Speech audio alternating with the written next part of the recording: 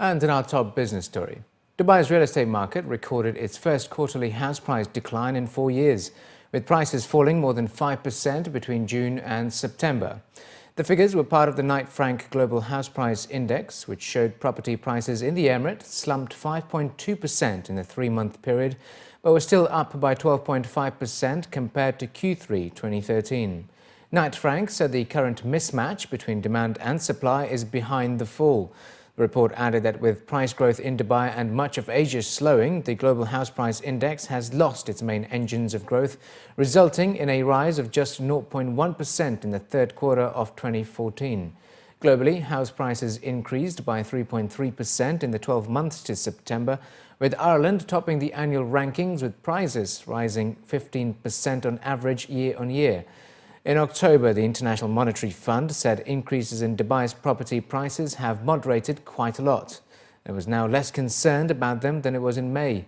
The IMF had previously warned that rapid rises in Dubai real estate prices, which earlier this year were in some cases a third higher than they were 12 months previously, could lead to another bubble and then a crash in the Emirate. And over in the capital, rental growth in Abu Dhabi during the first 9 months of 2014 was a third of that seen in the same period last year. According to a new report from real estate consultancy Cluttons, rents across freehold areas in the UAE capital rose by just 2.7% between January and September, compared to 9% in the 9-month period in 2013. This fall, according to the report, is in partly due to average household incomes falling to keep up with the growth in rents, with the cost of living likely to be impacted and already being factored into rental values. With landlords sensitive to the threat of affordability emerging as a core issue for tenants, many are containing rent increases in order to avert an increase in vacancy levels, despite the removal of the government-enforced rent cap earlier this year. Dubai Maritime City has announced the launch of the first residential project at the Dubai Maritime City, Anwar, by Omniath, worth $600 million. At a press conference today, His Excellency Khamis Juma Bouamim, the chairman of Dubai Dry Docks World and Dubai Maritime City, announced the details of the new development, which will feature the 48-story tower with 225 apartments as well as 3.2 kilometers long boardwalk with cycling and jogging tracks, coupled with hotels and parks, which is expected to be completed by 2016. Omniath Group announced Kiel as the contractor for the project and Al Ghura Contracting and Engineering Works as the contractor for piling works. Speaking at the press conference, Mahdi Amjad, the Omniath Group's chief executive, executive chairman and CEO, described the Maritime City as a strategic location to build the tallest tower due to its close proximity to landmarks and unique seafront views. It is further added that the project is expected to be financed from the amount of equity funds from the shareholders, banking finances and off-plan sales, which go live tomorrow, with more than 50% of the units reserved.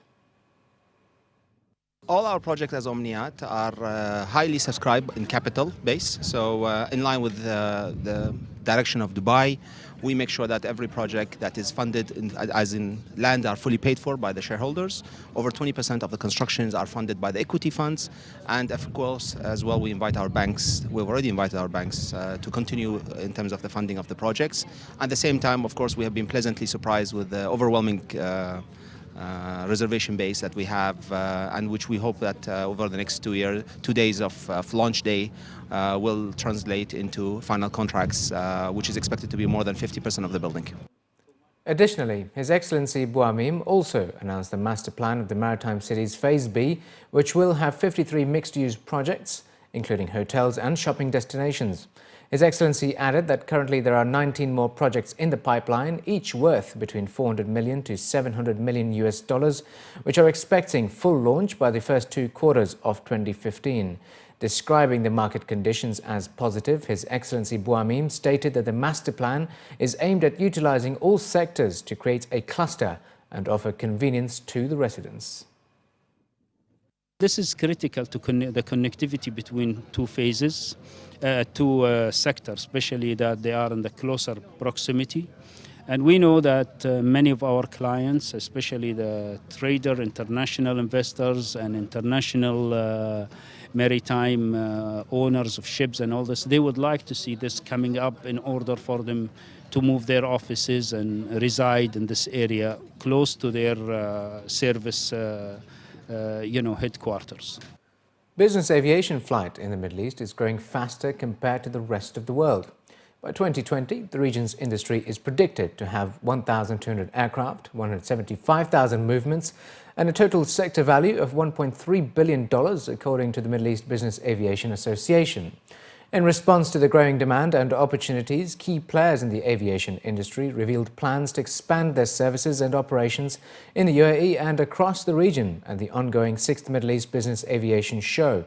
Among these are companies such as Vertis and Gamma Aviation, an aircraft management and charter operator. Gamma Aviation added 2 aircraft to its managed fleet this year and is planning a new hangar for maintenance and storage. Based at Sharjah Airport, Gamma's general manager Richard Leinveldt says they want to make the Emirate a viable option for Dubai and the Northern Emirates, given the increasing constraints for business aviation at Dubai International Airport. What we focused on this year is getting people to base their aircraft at Sharjah International. Through that, obviously, we can then feed into the other services we offer, i.e. maintenance, parking and hangarage of the aircraft. And we've also obviously put in our claim down there with some of our managed and chartered aircraft. We'd like to see people use Sharjah more as a charter destination and not just the long-term parking, but obviously we need to work on those clients for it. We see the growth in the region in not only business aviation but also the special mission operations. We're doing quite well already with air ambulance flights going in there, and there's also some opportunities for other special mission operations, i.e. military work and things like that. Through Sharjah having the capacity and the space available at the moment, we believe it's the right place to be. Well, Dubai is a very centrally located continent, and we're really picking up business from all over the world, which is really helping us grow massively. And just to further on that, we're actually opening an office in South Africa as well to really complement our office in the Middle East, because a lot of our clients are Middle Eastern and African. MEBA estimates the size of the regional business jet fleet size to grow from 500 to 1,375. According to them, 70% of flights performed on private jets in the Middle East are for business purposes, and only 30% accounts for leisure travel. This is driving the competition among market players to form partnerships, introduce new services, upgrade products and keep up with the trends. Companies including NAS Holdings say these are critical to capturing high net worth individuals, a small but very important segment. Meanwhile, Flying Colours, a privately owned and operated aviation services company, say they have seen their Middle East business grow by 10%. Currently, they have a number of ongoing projects across the region, including the UAE, Qatar and KSA, where there is a rising demand for customization. Especially in the Middle East, the growth per year is expected to be 7 to 8%, which is something very big. So it means there is a huge demand for business jet within the region, and especially in the Middle East and the Gulf region. We're trying to accommodate that demand by adding more aircraft to our fleet, by giving more services. We are not only now providing the basic charter service, we're one-stop shop for business jet. We provide the selling, the buying and maintenance and under management and operating the aircraft. Today we're here at MEBA 2014 revealing the new brand for our private aviation service provider, the biggest in the Middle East, NASJet. So last night we revealed the new brand and we are here participating in MEBA. A couple of new things. We have added 3 more aircraft to our fleet. So our fleet now are up to 67 aircraft under management. We are the biggest private jet provider in the Middle East now. So in January this year, we delivered our first all carbon fiber designed airplane, and it went over exceptional. Since then, we've had a number of different clients interested in it, and they're using it in different manners. They may not just want carbon fiber everywhere. They might want it as an accent or in different colors of carbon fiber. We've had requests for blue carbon fiber. For that one was black and gray, but we've had requests for blue and different colored carbon fiber, which is kind of unique, and some from the Middle East as well. Not just obviously that airplane went to Asia, but we have had interest in the Middle East for that. So it's. And in terms of trends, I mean, the carbon fiber is a big trend. Anything to do with technology is a big trend. Everyone wants to use their smartphone in the airplane. From a designer point of view, there's different colors, exotic leathers, veneers. They're all kind of still in, and there's lots of different avenues with them. Everyone wants to design them to their own. You know, it wants to be unique.